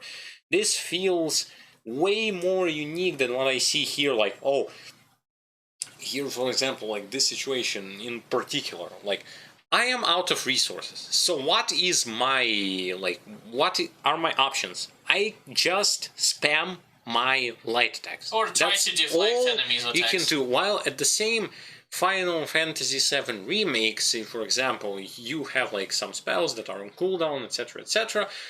Switch to the other party member. Start, like, using spells with him. Start, doing stuff with that other person for a certain amount of time, then switch back to that character and attack, like, you will never going to feel like you are slowing down. And in fact, when I started to switch like between those characters, I felt like, man, the combat is very like it's very like action all over the place. Fighting against bosses using this strategy, fighting against big enemies using this strategy, like, it feels really solid. It feels almost like a little bit more speed and more possibility to like maneuver all over the place, like double jumps and stuff like that. And I would be like feeling like I'm playing some sort of a Devil May Cry game. Here, no, it's like, it's slow. It has this resource that in like this showcase, it is still unknown whether or not you can like speed up the process of recovering that resource, or there are items to recover that resource. But what if they're not? What if you're going to be stuck with this like swing the auto attacks after like while you wait for your resources to generate? This doesn't work in a game like this that uses Nioh formula. Nioh formula is not exactly like Dark Souls formula. It's a combination of various things. But as it turns out, it's going to be very slow. It's going to be also boring, because I don't want to run out of resources and then I press like R1, R1, R1, R1, just not for the sake of doing damage, because those attacks barely even scratch targets. This is just resource gain. Like, you press them for resource gain. In a game where also you receive a lot of damage from enemies, with enemies having hyper armor, it's, say for example, if in Nioh 2, for you to do any sort of abilities like Renegade Dragon or Whirlwind, wait a second, you need to beat the target with auto attacks to generate that meter, so that you will be able to use some of your basic abilities. My god, it's boring. Like, it's really boring. Yeah, it feels like the game is slow. It's slower than Nioh 2. It dropped the speed of the combat to a certain degree where it just feels like not right. Yeah, sure. I mean, I'm nothing against like dropping the pace of the combat if you had given me the instruments to compensate for it, but apparently not the case, not in this game at least. But when it comes to this game in particular, you know what I'm also missing in accordance to party members? Where are the combined attacks? You don't need it's not there. Each Final Fantasy, I mean, no, not each Final Fantasy, take that back, but most of all the Final Fantasy games, especially in the recent years, have combined attacks. Where are they? Like, well, of course, you could take a counter argument that it's a demo, but considering how useless of an AI, again, partner program is, they could have at least like showcased some abilities instead of, oh, command abilities. I guess it works for all party members, this Lightbringer, but this is just a damage buff. This buff just a damage that allows you to deal more damage both to their HP, to the enemy's HP, and their local key meter, let's just put it like this, so that you can stagger them more efficiently. That's pretty much it. This, and a buff that was already present in many other... A buff is their unique element, and it's not even... originally, I thought it was supposed to be some kind of like devil trigger that only main character could use. No! It's a buff for your party member. Whoa! And it's the highlight of our show. Command ability, it's a buff for whole party. Gee, what a great like spectacle. Like, I can imagine, turn off your brain, enjoy the spectacle. Where's the spectacle to enjoy? Like the buff that works on all party members. Wow, as if we didn't have this in a myriad of other games, including Nioh. Perfect. Like, this is something that you would want your AI to constantly follow you around so that they could have a buff to do more damage. That looks pathetic. But anyway, we're done, like, quote-unquote analyzing or over-analyzing this kind of a demo. In short, I do not think it's a worthy successor. I don't know, I'm not gonna predict whether the game is gonna be a flop, a disaster on release or not. I personally believe that it's not a worthy successor of both Nioh and Final Fantasy. It's a regress on all direction when it comes to combat, when it comes to level design, when it comes to enemies and mechanics and other mechanics and so on and so forth. I don't know what kind of audience they are trying to cater towards, but it clearly misses on all sides. And it's like, remake for Final Fantasy 1? It's... who asked for remake? we... never mind, digressed already. If you're gonna be watching this on Patreon, huge thumbs up for your support. We appreciate that, as always. Those of you who are gonna be watching this podcast on YouTube, do know that you have the opportunity to watch it earlier, 1 week ahead of time, if you would support us directly from the Patreon page link you'll find below in the separate tab section. And when it comes to other stuff, like our social links, a link to our YouTube channel, you can always find them there in the separate tab. There will be a plethora of interesting and informative videos for you to watch while you're waiting for the next stream to occur. Speaking of the next stream, in terms of the gameplay or in terms of the podcast, probably it will be focused on the new game that we're going to be trying out. We haven't decided yet what kind of game. We're currently on the side whether it's going to be an MMO type of game or the regular single player one. But I guess we could share our thoughts in terms of the future. No matter what game we will select, it's something like this, so you would have the opportunity to know what our plans. In the 23rd of September, or I should rephrase, from the 23rd of September, we're going to be playing Diablo 2 Resurrected. Like this, no matter what, it's one of our favorite action RPGs of all time. We're going to be playing it extensively. To the point that we're going to be and trying to mix and match Diablo 2, because before that point we need to select another game, because we cannot just talk or play retro games indefinitely. Before that, we would select this game and trying to mix and match between those two. And those are going to be our main focus until the January 20, whatever the hell the release date of Elden Ring is going to be. Chances are we are going to be slow. Up until that point, we will slowly decrease the amount of content we'll be posting for Diablo 2 Resurrected, and start increasing shifting focus to the Elden Ring, because just like with the unannounced game that we're going to be playing, it will consume most of the time and effort in terms of putting the content that we would like to share with you, considering that we have expressed that we liked Souls games formula more so than Nioh, so yeah, that's the no-brainer why we are interested in that too. So that's our plans for the future. But this is it for now. I would like to thank everyone who was watching this podcast, whether you watched it at the beginning, at the end, or somewhere from the middle. It doesn't really matter. You can always rewatch it at your own pace in the video on demand format. And if you are watching this either on YouTube and on Patreon, we appreciate your support and your attention. Just like always, we are grateful for that. My name was Alexander Ostandreyevits, and we'll be seeing you all in the next stream, on the next podcast, or on the next gameplay segments. I'm gonna switch over and give the word to my brother. Bye guys, and have a great time. Thank you guys for watching this podcast series that was related focused on Nioh 1, Nioh 2, mostly Nioh 2, as well as some additional information about the next game that this studio is going to develop.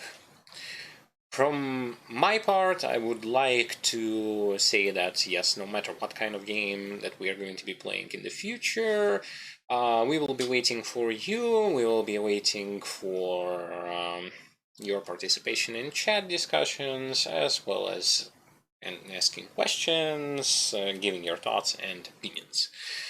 My name was Starlord, and I wish you have a great time, have a great weekend, and until we meet again on the surface of the Twitch streams or any other type of surface where we will be playing and posting our gameplay, our podcasts, etc., etc. Thank you everyone again, and have a great one.